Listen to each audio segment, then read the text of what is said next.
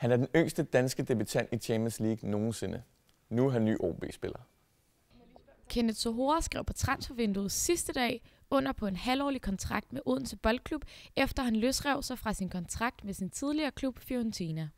Jeg synes, det er dejligt at være ude af den kontrakt, fordi jeg føler mig lidt låst i forhold til, hvad jeg selv vil. Jeg håber på, at jeg kan starte forfra i min karriere, hvis man kan sige det sådan, så jeg kan komme i gang igen og få regelmæssigt spilletid, så det vil starte det hele om-agtigt. OB-ekspert gennem flere årtier for Fyens Stiftstidende, Leif Rasmussen, ser Kenneth og OB som et gensidigt fornuftigt match. Det tror jeg, fordi at Zohore han har brug for at finde et sted, hvor han kan udvikle sit talent. Han har jo ikke spillet meget på førsteholdet rundt omkring i Europa på det seneste, og han har nogle af de kvaliteter, som OB mangler. Noget hurtighed, noget fysik og noget målfarlighed forhåbentlig. U21-landsholdet spiller EM til sommer, og det er et af Kenneth Zohores største personlige mål. Hvis jeg bare spiller godt og præsterer og får lavet nogle mål, så tror jeg også, jeg godt kan komme med.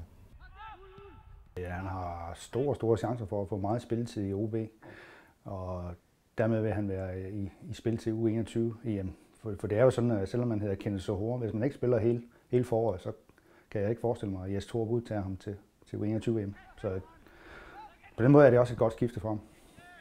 Kenneth Zohore kan få sin officielle debut i OB-trøjen, når OB mandag den 23. februar åbner forårssæsonen på udebane mod rækkens førerhold SV Midtjylland.